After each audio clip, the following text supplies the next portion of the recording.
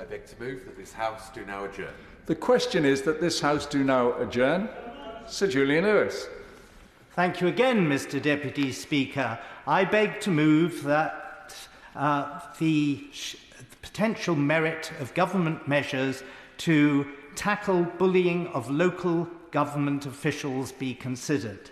This short debate seeks to explore the government's plans properly to provide for enforcement of the codes of conduct applicable to parish and town councillors, given the amount of bullying and intimidation experienced by local council clerks. Far too many town and parish council clerks face regular intimidation by a minority of councillors, and there are at present insufficient enforcement mechanisms and penalties to resolve the issue. Good people are resigning as a result, and the turnover rate for clerks is far greater than the average for most comparable forms of employment.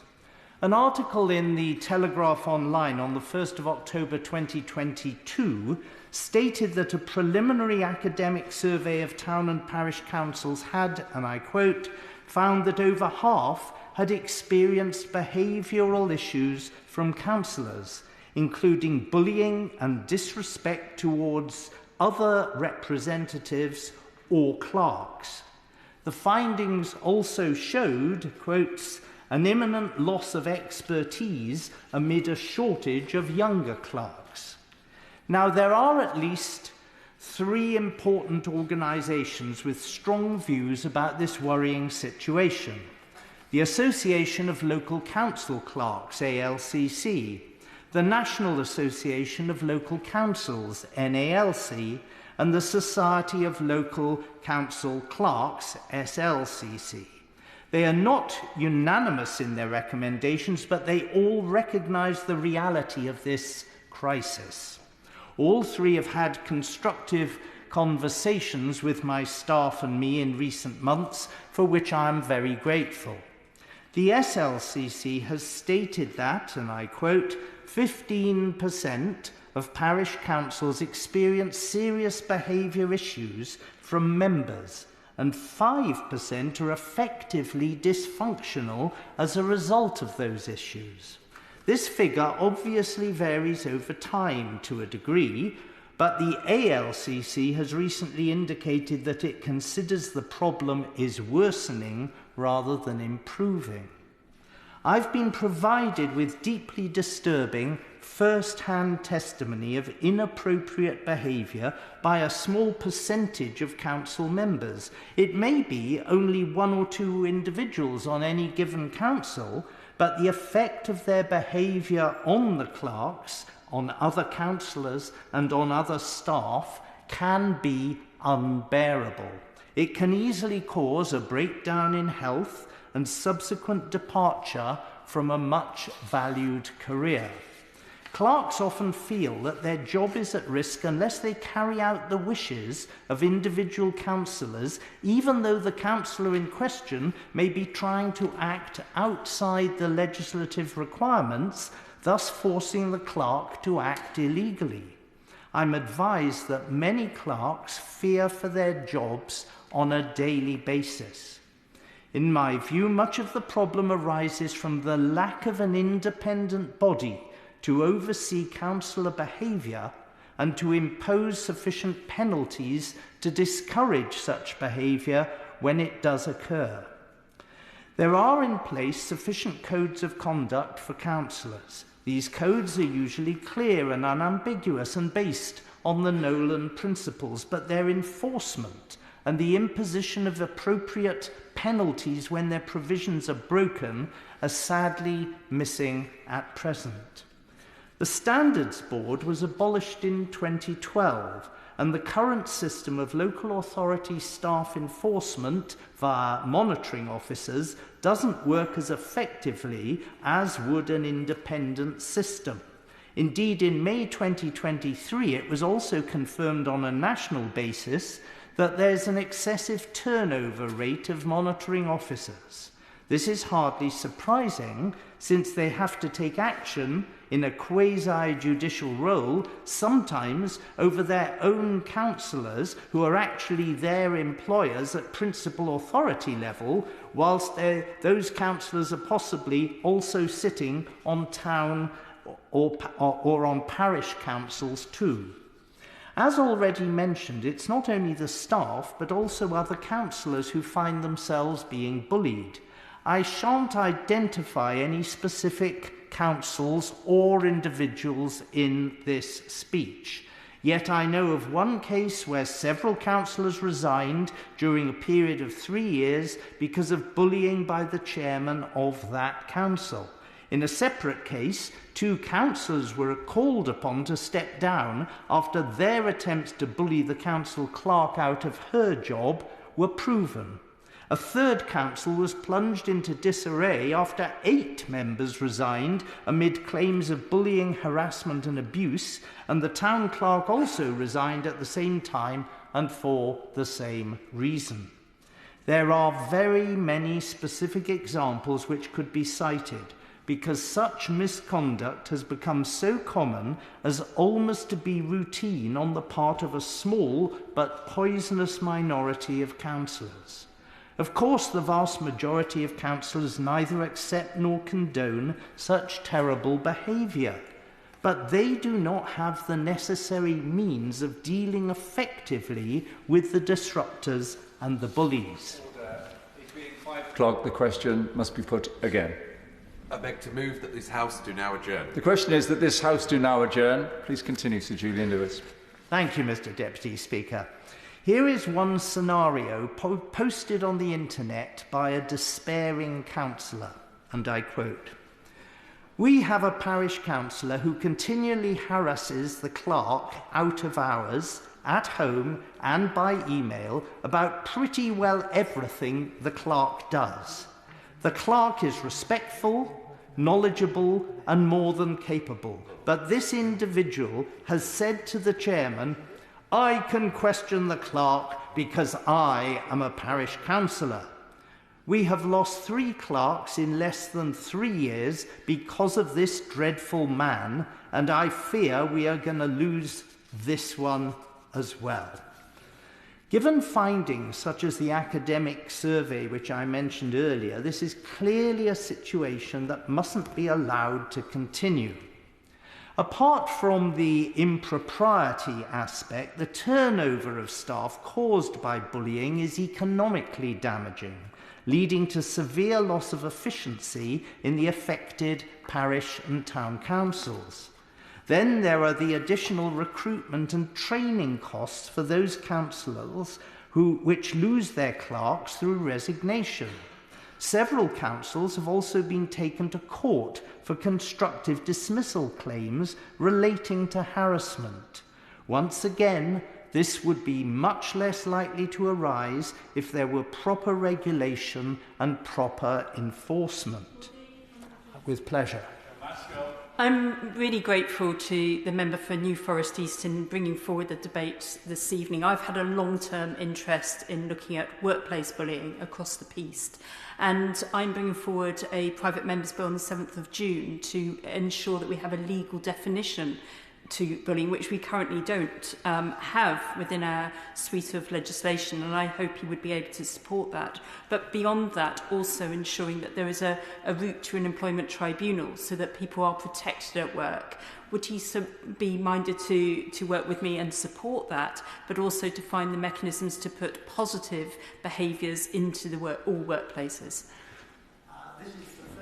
I knew of this initiative of the Honourable Lady. It sounds absolutely admirable. I would be very interested in supporting her efforts, and I particularly commend the idea of a clear and legal definition of bullying, because we all know that there are sometimes some subjective approaches to the subject where even a word of legitimate criticism is interpreted as that unjustifiably. So I think she's very definitely on the right track. The Society of Local Council Clerks states, and I quote, "Throughout the sector there are growing concerns about the impact of bullying, harassment and intimidation and what it's doing to councils, councillors and staff, and the resulting effectiveness of those local councils. The three national associations are fully aware of the issues, but without government intervention, it's unlikely that they alone can solve this dreadful problem. The preferred approach of the NALC is to focus on certain recommendations previously made by the Committee on Standards in Public Life, which have yet to be adopted. Indeed, NALC assisted me in the drafting of Early Day Motion 611, tabled in November 2022, supported by 27 Honourable and Right Honourable members, and specifically asking the government to revisit its response to that committee's report on local government ethical standards and to, quotes, introduce the report's recommendations in full, including tougher sanctions such as suspension for poorly behaving councillors. In addition to that, however, the SLCC and the ALCC have indicated their endorsement of an alternative option formulated by Mr. Derek Biggs, the hugely experienced and highly respected former town clerk of Totton in New Forest East, to whom I am indebted for his insights. This way forward, which I fully support, would be for the Minister to agree to set up a working party of experts in the area of town and parish councils to examine the issue in depth and to recommend practical solutions to deal with it. Its brief would be to ensure the design and establishment of an appropriate, independent enforcement body, and to propose legislation providing for sufficient penalties to act as a deterrent to transgressors.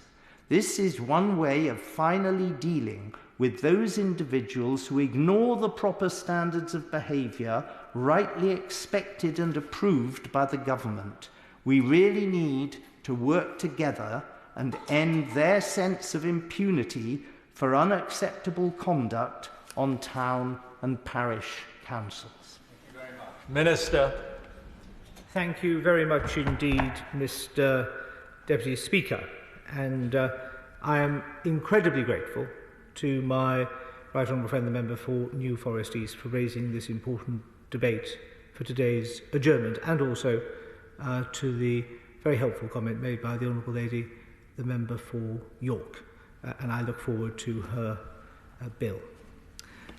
Mr. Deputy Speaker, I'm urged to be brief in my remarks, but you will know, sir, as a fellow Welshman, that can sometimes be quite tricky. But I understand from my honourable friend, the whip on duty, the Member for Bolsover, he's very keen to rush home to start making his cheese and pineapple hedgehogs in preparation for his Eurovision Song Contest party, which of course we all look forward to his extended invitation. So I want to be serious, but also as brief as I can in respect to the House.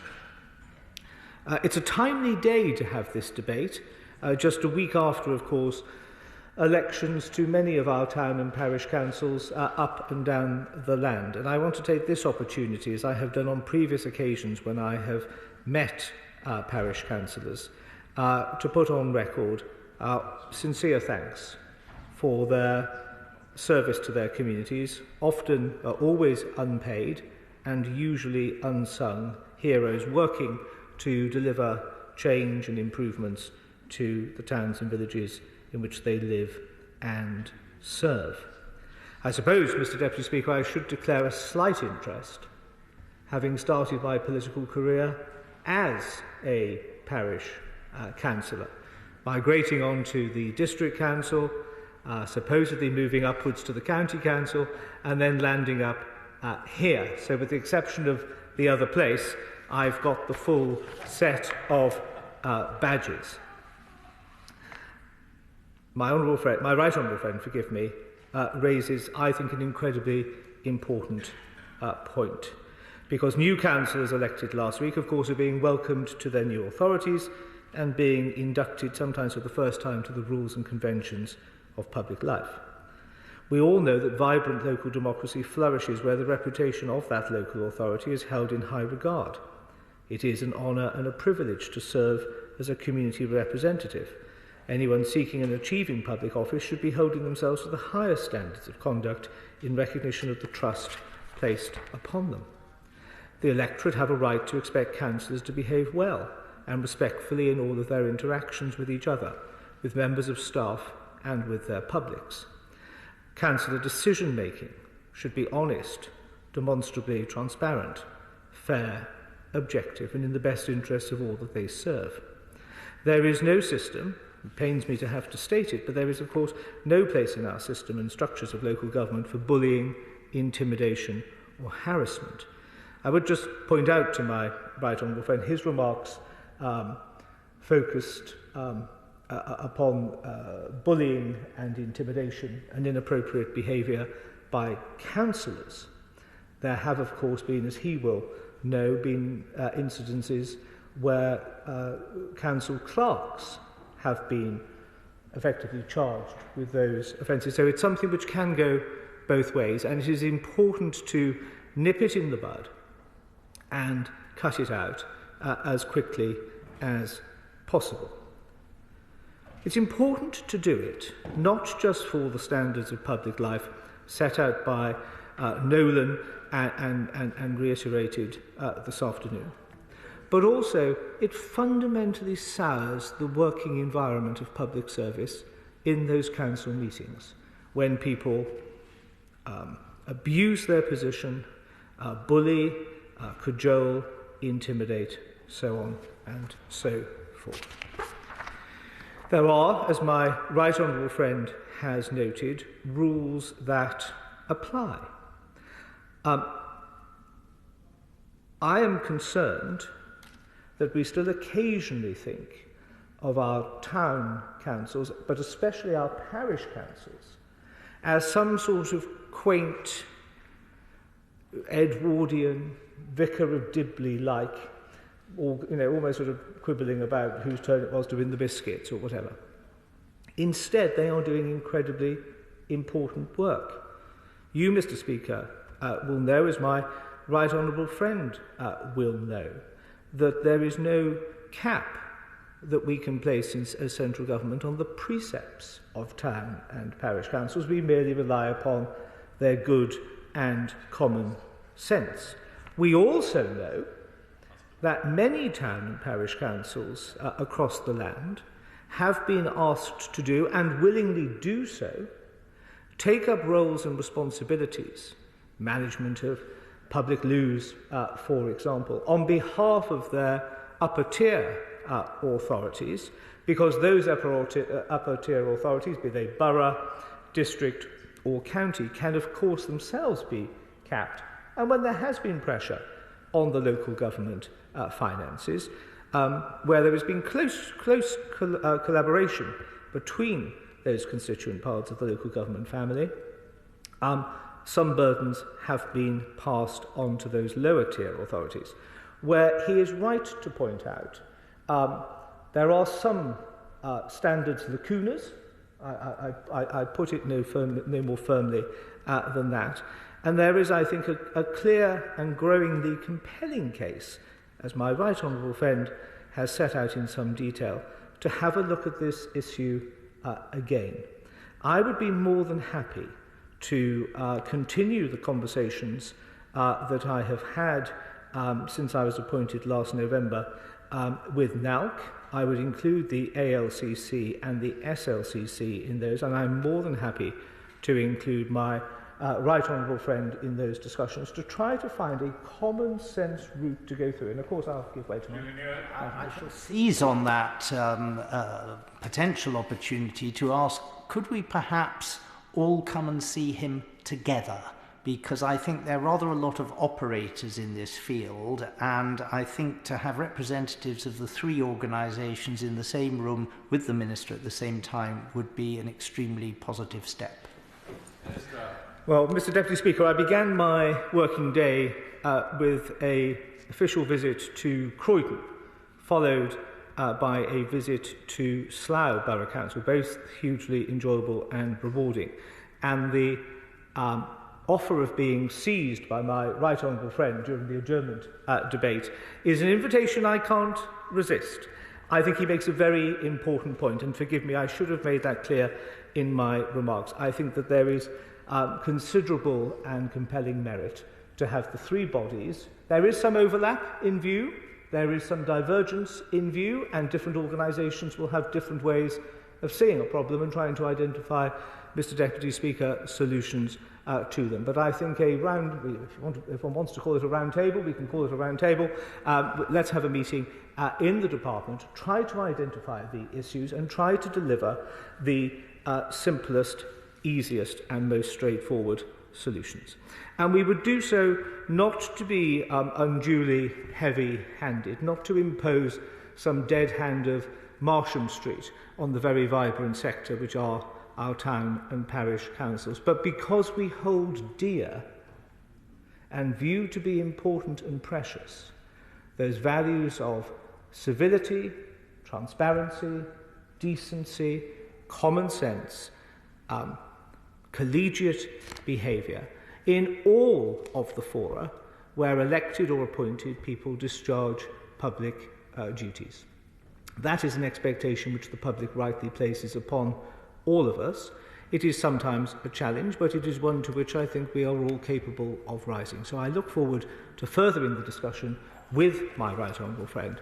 I close again by thanking the honourable lady for York Central for her contribution, but in particular my right honourable friend, the member for New Forest East, who, with his usual calm, methodical logic, put forward a compelling case which only a perverse minister of the Crown could seek to resist. The question is that this House do now adjourn. As many as I can say aye? Contrary, no. I think the ayes have it. The ayes have it. Order. Order.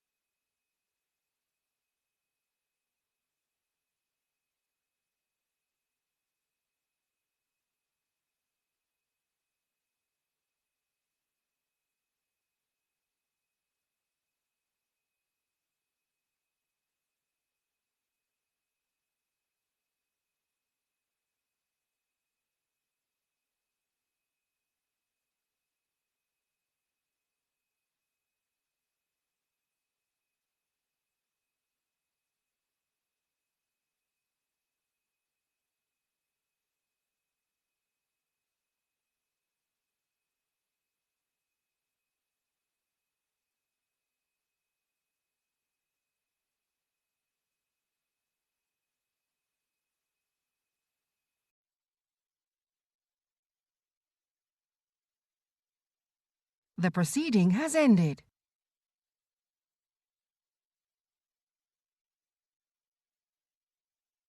The proceeding has ended.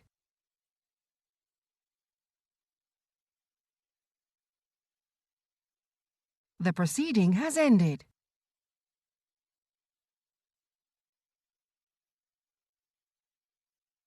The proceeding has ended.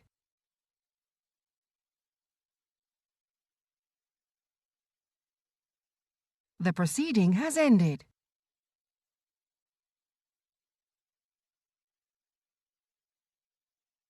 The proceeding has ended.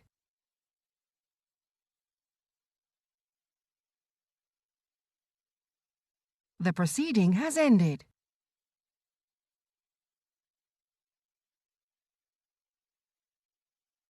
The proceeding has ended.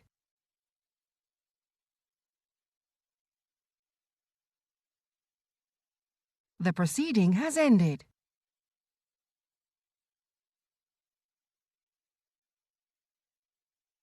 The proceeding has ended.